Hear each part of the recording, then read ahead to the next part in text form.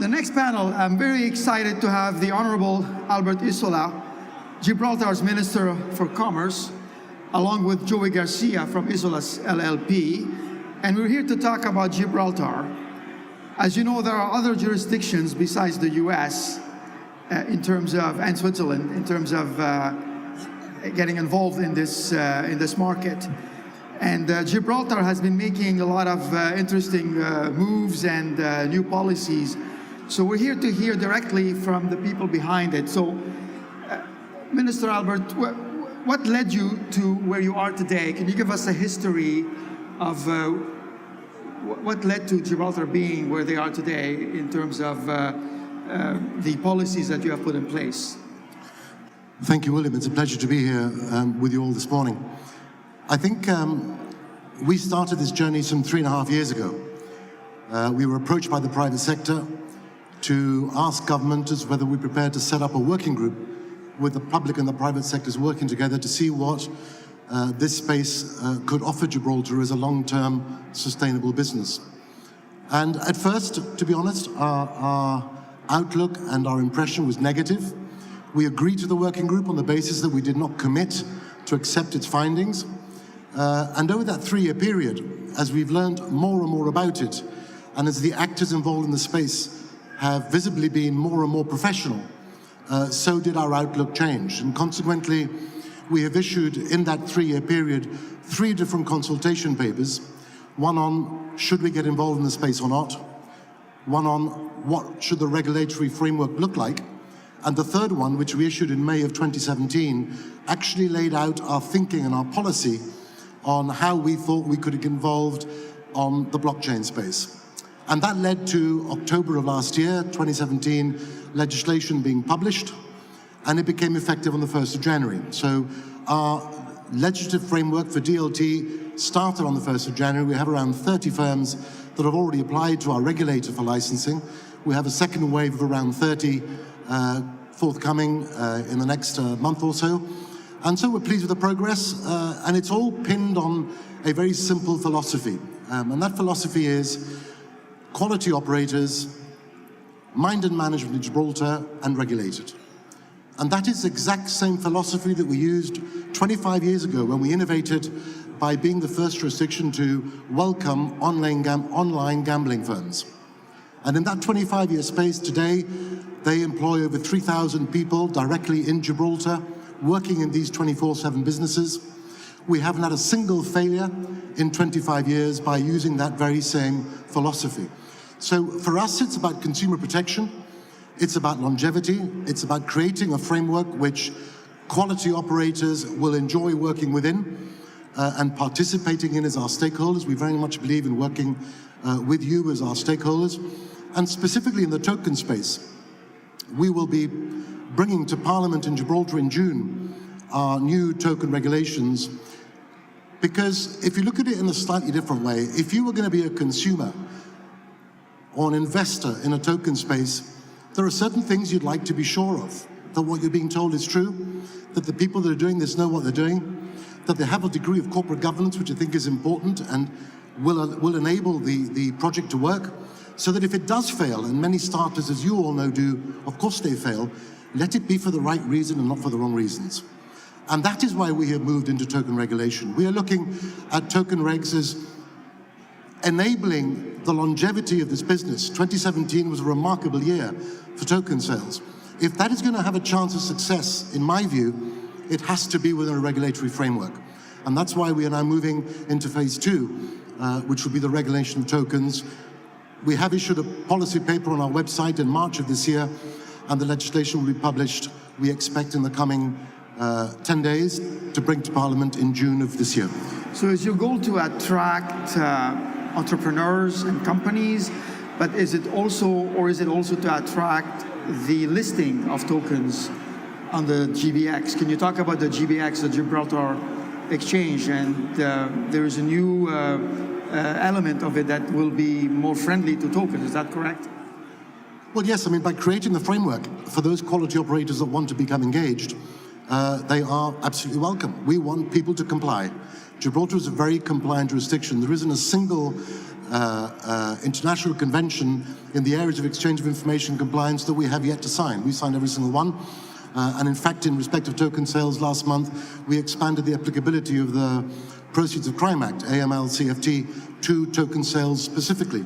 GBX is one of the exchanges in Gibraltar, the Gibraltar Block Exchange. They are also going through a similar process of inviting people to onboard on their exchange. It's a private sector exchange like many others, and they're very welcome, and they're doing a good job in terms of trying to set the right sort of standards that we expect people working in this space to comply with. Joey, what was your role, if you want to add? Yeah, no, I mean, I've got quite a bit to add there. I mean, I think we hear the term a lot during the course of, any time that we spend in the US, this term of regulatory arbitrage, if you like, between jurisdictions and where that may exist. What I think is happening a lot in this space in particular is not so much people who are looking to somehow avoid any form of regulation, but they're actually looking for legitimate frameworks to operate well-run businesses. So, as Albert was saying, we've created a specific framework rather than try to fit these businesses into old existing frameworks, payment services rules, old exchange rules, etc. We've built out a framework from the ground up that is proportionate and principles-based, and that effectively creates the appropriate framework for the operation of these businesses in a way that the principles are there. Everyone understands principles of corporate governance, of capital adequacy, etc., but that they're built out specifically for the types of businesses that we're looking to attract. And GBX the exchange is a very interesting example of that, because lots of decentralized and centralized exchanges operate in lots of different jurisdictions. Sometimes they fall within certain remits of regulation in the US, whatever it might be, money transmission rules, etc., payment institution rules in different jurisdictions in Europe. Whilst here, what we're doing is specifically regulating the exchange activity, building a listing rule framework, a sponsor regime around the listing of utility tokens on a platform to make sure that they're operating to the right level. So we're looking to raise standards, continue to raise standards, and as Albert says, to attract the right groups. What were the challenges that you saw while you were building this strategy? And would you agree that because you are small, you have an advantage because you can make things happen faster?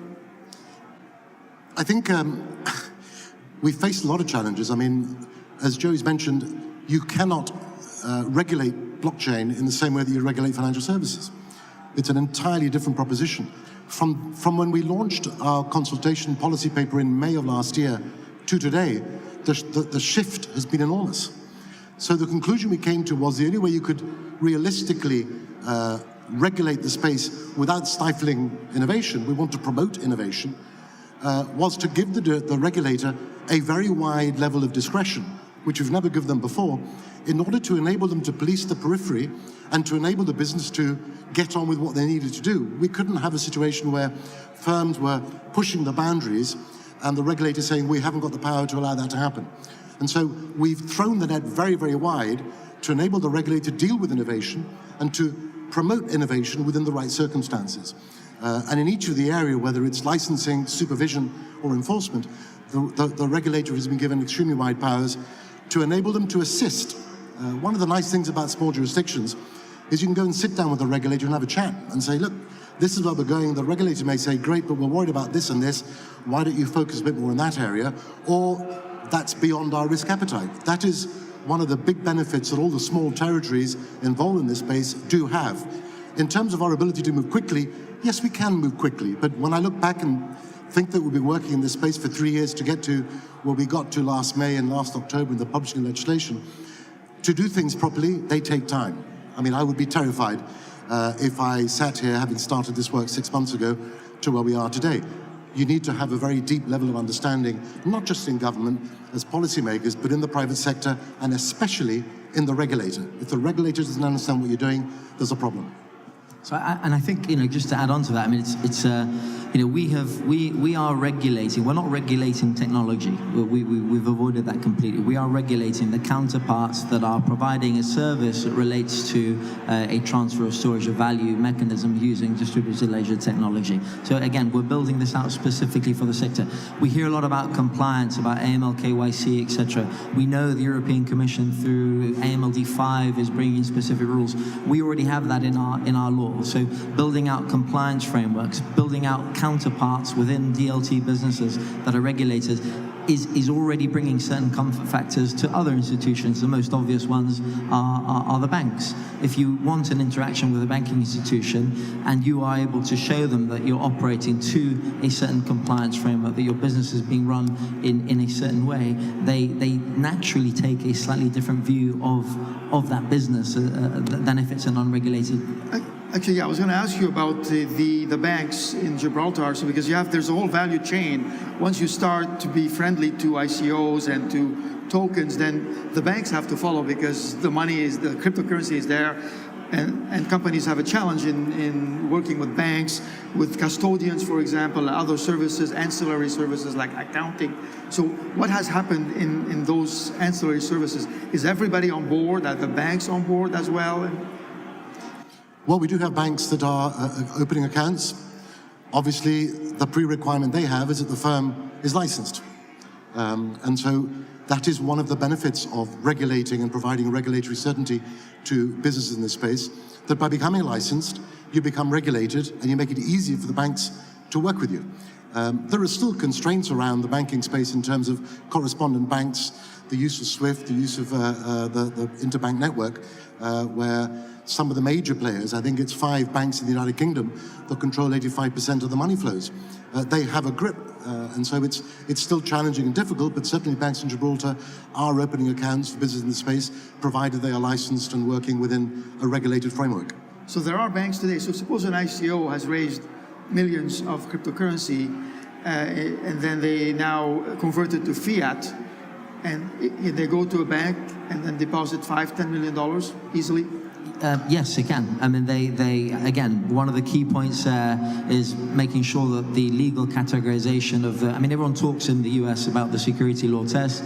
We have lots of different tests in respect of transferable security and interest in a collective investment scheme, e-money, banking, derivative, CFD rules, etc. So there is a legal assessment process that any of those issuing businesses goes through from a compliance framework, making sure that the token issuing entity is going through the right and operating under the right compliance framework, the right AML KYC standards, etc., is another key factor. But provided that we can go through those steps, there are banks that are facilitating that business and are actually also engaging with their correspondent banking network to make sure that everything's being done in accordance with those standards. So that's a very key and critical factor to most businesses. So, and again, I just want to say, in terms of the regulatory point, it is so important. We see jurisdictions in the world taking the view that regulation is almost by enforcement. That people talk about disclosure requirements, they talk about consumer protection, etc., but no one is actually giving constructive guidance as to how to meet any of those obligations. People are waiting for enforcement, and I think dealing with our regulators is a completely different exercise at the moment. They are very supportive of assisting in the building out of these businesses, which is... Yeah. Do you look at other jurisdictions and compare yourselves to what others are doing? Is this a driving factor, like to hear that Liechtenstein is doing something interesting? We're going to see them this afternoon, or Malta, or Cayman. What's your viewpoint on how you compare yourself to other places? I think, like in the financial services space, there are many jurisdictions that compete for business in terms of the product offering that they have. And I think it'll be no different in this space. And I think it actually is very welcome. There isn't one size fits all. Different firms will prefer to use different jurisdictions because they have a different way of doing things. And I think that's very healthy. I think competition is great. From our own perspective, we don't feel threatened in any way. We've been at the front end of the development of regulation in this space because we want to attract firms that want to be regulated, the point that Joey makes. There are many, many firms that want to be regulated. We're very happy to work with those because those inevitably are the good quality firms that we're seeking to attract. In terms of what other jurisdictions choose to do, they all have different philosophies and different ways of doing business. And I think that's great. I think it's right that the consumer should have the choice and the issuer should have a choice as to where to locate their space. And as in financial services, competition is great. Whether you're talking about asset management, private wealth management, funds, private banking, there are many jurisdictions all over the world that work well. Some of them are based on timelines, some of them based on legislation, but most of all, they're normally based on relationships. And I think by being one of the first jurisdictions to move, we have been developing some fabulous relationships in this space over the past 12 months, and I think that'll put us in a good position for the future. Yeah, and again, I mean, it's not to do a sort of jurisdictional comparison exercise, but, you know, we sometimes do need to remind people that, you know, lots of jurisdictions today are adapting themselves last minute to, you know, creating or talking about creating frameworks, which is, you know, great, and we want to see this move forward at a global level. It is important for people to realize that we've been working on this for 3.5 years, so we're not sort of reacting to a demand that exists today. We've been working with some of the groups in the space going back quite a long time. So when we talk about token regulation, or people talk about categorization of utility or consumer token, etc., we've put a lot of work into this already, and building out what we call a sponsor regime to a token issuing company is having a regulated business that needs to be appointed to ensure that the token issuing entity is complying with the right codes of practice, with the right disclosure requirements. We're trying to raise the bar across the level, and we're taking those steps already. We're not talking about it. This is already law in place. So I think, William, if I can add to that, we don't pretend to have all the answers. I think one of the key things about this is that every firm that comes to JIB and meets us and is being licensed in the process with us, I say exactly the same thing to all of them. Look, if there's something that you think we're doing which we could be doing better, engage with us, tell us. We don't believe that we have the final solution. As I said, we don't have all the answers. We're very keen to learn. And of course, we'll be looking at what others do and what our stakeholders are telling us to see how we can continue to get better and better in providing the best possible framework for firms to be able to innovate. I mean, the idea of token sales is a fabulous one. I mean, what a clever way to enable bright young ideas to come to the market who would have had the door firmly shut in their faces if you'd gone to the traditional financing platforms. So we've got to preserve and protect the token issuance so that it has longevity and is able to continue providing a very valuable source of funding to these fantastic ideas that are coming forward. But we've got to do it properly. If you're going to protect longevity, it needs to be done in a sustainable way under a regulatory framework that will protect it for others to come in the future. So briefly, what are the outcomes that you have seen so far as a result of everything that you've worked towards? Can you talk about numbers? What's going on today? What's the activity level like today? I think the activity level is that the regulator is begging me for more resources. They need more people. They've been inundated by the amount of applications coming through. As I said, 30 firms are already going through the licensing process, and I expect those licenses to start being concluded within the next month and a half. We have a second wave of 30. I think a lot of the firms that were previously there before the 31st of December qualified under the transitional arrangements.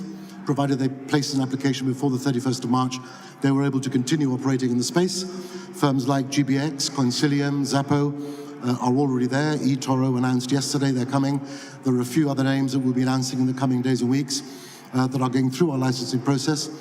We're very excited about the quality of firms that are coming to us, and from the discussions we've been having this week in New York, it's looking extremely good. Are they just coming to you as an address, or are they bringing people and then being permanently in Gibraltar? As I mentioned at the very outset, one of the three pillars of the thinking behind this is you have to have your mind and management in Gibraltar.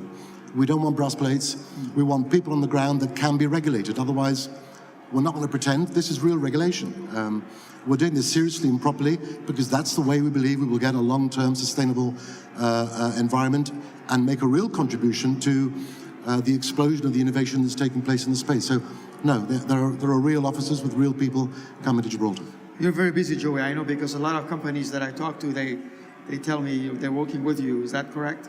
Yeah, there's. I mean, we are not very public about a lot of the interactions with some of the groups that we're working with.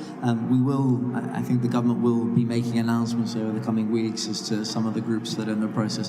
What is public? I mean, the groups like Zappo, who run all of their European regulated business out of the Gibraltar entity, it's very public that going back over a year now, groups like Gnosis, the Consensus project, did their initial token sale out of Gibraltar and also in a process. So there is a significant amount of activity, but the attraction is, regulatory and legal certainty, taxation certainty, banking support, and people who know what they're talking about in the area. Fitting everything into securities exemption rules, defining someone as, in the US you have accredited investor regimes, qualified professional investor regimes, is not always the most appropriate way to sell a token, particularly when you're testing the knowledge and ability of that person to understand what they're investing in. Having a certain amount of wealth is not always the most easy and natural qualification. On that note, I'm going to come myself to see it for myself. I'm coming to Gibraltar at the end of June at the invitation of Token Market and Rensu. So I'm looking forward to coming and seeing it. Thank you very much. Thank you very much. Thanks, William. Thank you.